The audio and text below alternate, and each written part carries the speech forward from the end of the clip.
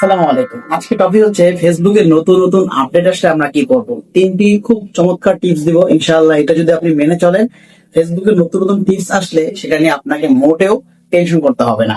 এক নম্বর আপনাকে আমি বলবো যে নতুন নতুন যে ফিচার গুলো ফেসবুক আপনাদেরকে দিবে সেগুলো আপনাকে সঠিকভাবে ব্যবহার করা শিখতে হবে।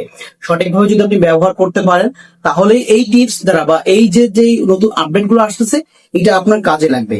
এবং দ্বিতীয় নম্বর যেটা আছে সেটা আপনাকে বলবো হচ্ছে অবশ্যই আপনার এঙ্গেজমেন্ট গুলোকে বুস্ট করতে হবে। অর্থাৎ আপনি যে নতুন নতুন পুল বা প্রশ্ন উত্তর যে বিষয়গুলো আছে এগুলো আপনি আপনার অডিয়েন্স সাথে ব্যবহার করবেন এবং আপনার যে এঙ্গেজমেন্ট আছে এটাকে বুস্ট করার চেষ্টা করবেন, তাহলে আপনার এই নতুন ফিচার বা নতুন আপডেটটা আপনার কাজে লাগবে।